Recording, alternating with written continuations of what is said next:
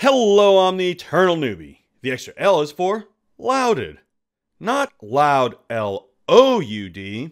Loud, L-A-U-D. Louded as in, the party was lauded by an entire village of pixies we just saved. Good on us, right? Saving some poor little pixies and sprites from some dangerous redcaps. Well, don't worry. This is the same party I've talked about with two chaotic stupid players.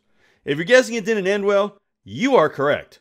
For now, let's just say by the time we were done, the pixies and spirits missed the redcaps. Or at least they would have if they were able. Before I explain how us heroes leveled an entire village, business. Likes, comments, subs. Yeah. Discord, Twitter, Twitch, second YouTube channel. Super cool. Check them out. You shan't regret it. To recap this party, one member is a warlock who destroyed a bell tower. Not really a problem, right? I mean, not good, but not a big deal. Oh yeah, except for the tiny fact that said bell tower was protecting the world from a powerful lich. Thanks to this guy, the world didn't last much longer. The other star of the party was a monk who did things like attack party members, split the party in combat, and was a general pain. Ironically, this dynamic duo were the only ones who actually could have stopped the lich. These two geniuses did not make for the most fun game, but they did make it interesting. You know, like a car crash is interesting. Full disclosure here, I was thinking about leaving this group. It wasn't really the two Rhodes Scholars. Most of the rest of the party actually seemed okay with them, and by now they had toned it down a tiny bit. No, my problem was with the DM. The DM and my styles don't exactly mesh. Nothing against him, he clearly puts a lot of time into prep work and has made a very interesting world. In direct contrast to the DM I'll be talking about next time, who does zero prep work and spends half the session reading the book. Whoa, pause for a second. Are Goofus and Gallant the same kid? I never noticed that before. Whoa, mind blown. And what's with the elf ears? The reason I'm not really enjoying this game is the DM either A, homebrews a lot of rules without telling us, or B, doesn't know the rules of 5e. I'm about 90% sure it's B, because the few times I've told him about a rule, like say a dead creature can't keep a concentration spell up, or a cone spell doesn't hit the square the caster's standing in, he's changed it. If you've been here for a while, you know I like using the rules. That is right, the Eternal Newbie is a stinking rules lawyer.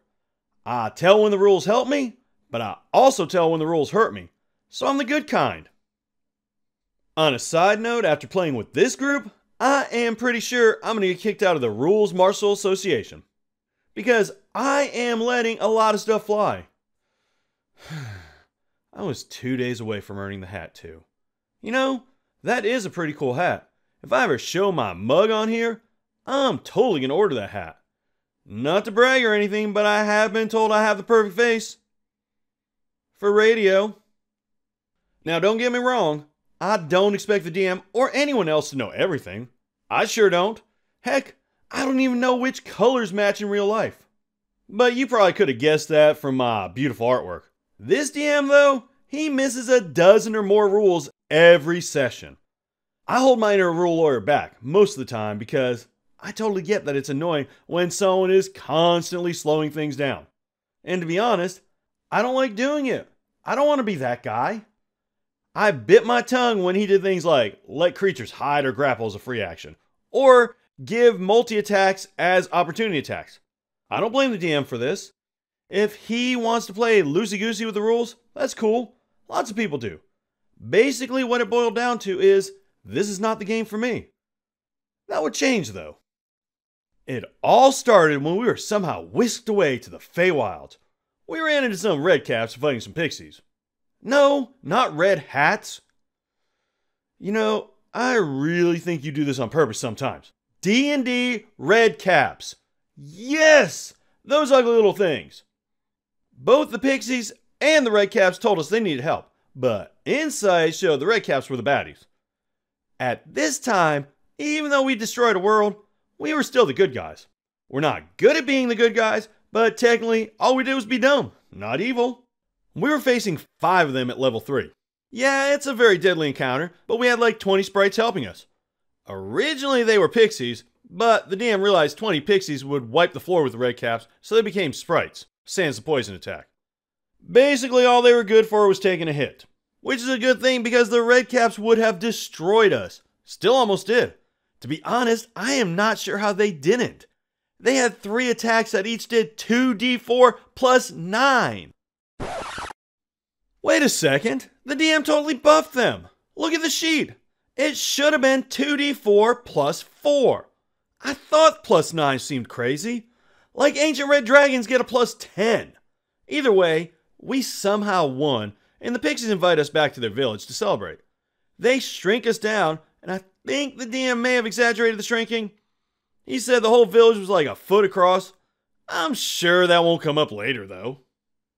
The Pixies are very thankful that we saved them from the redcaps, so they have a big celebration for us. The queen is on her honeymoon, and we wait in the village for her to get back. I'm sure she will want to reward us for our heroics in saving her people. That means a long rest, and if you've seen my other videos about this group, you know what's coming. The dreaded con save. On a side note, if you have seen my other stuff, thanks.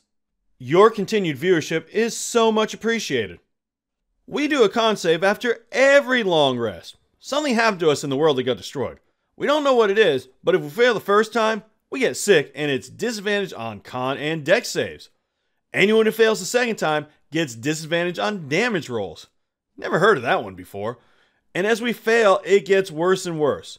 Well, the party is sick of having to do this, so the warlock gets the bright idea that it's the Lich's pendant, which he still has with him.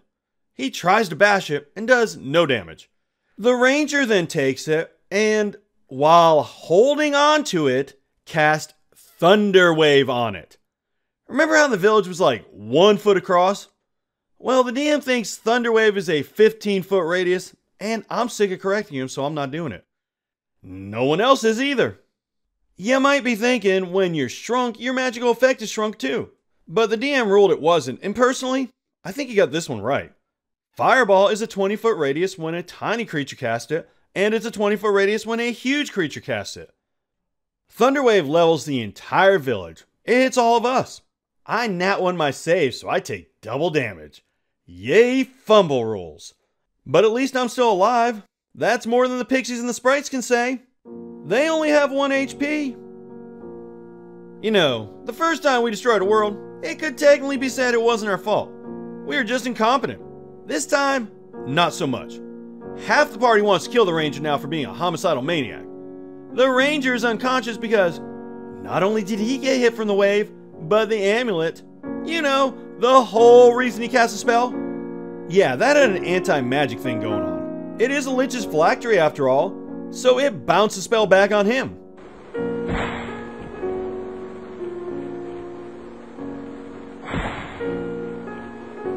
A red cap returns just in time to see us level the village and takes his unconscious body somewhere.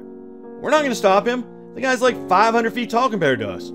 The session ends here, but not before the queen returns and sees what happened. Luckily, it doesn't seem like she's going to blame us, though I'm pretty sure the reward is out the window. So yeah, we're heroes. So far we have destroyed a world, lost 3 party members, and slaughtered every man, woman, and child in a village of innocent pixies. On the plus side, this little event convinced me to stick with this game. So what if the DM doesn't know the rules? This group is a story-rich environment. The guy who destroyed the village wasn't even one of the chaotic stupids. This group may end up being the best worst one I've ever been a part of. We're not a car wreck, we're more like this.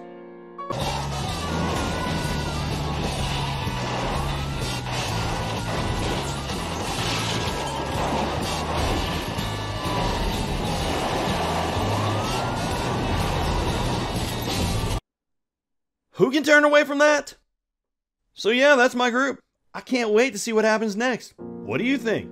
Would you stick around for this? And how do you feel about the DM who changes/forgets rules on the fly? Let me know in the comments. I'm of the opinion that every single comment helps, so let me know. Heck, if you want to tell me I'm a big baby or tell me what you had for breakfast, go for it. I do read them all. Thanks for watching, and remember, as always, play your character. Don't let your character play you.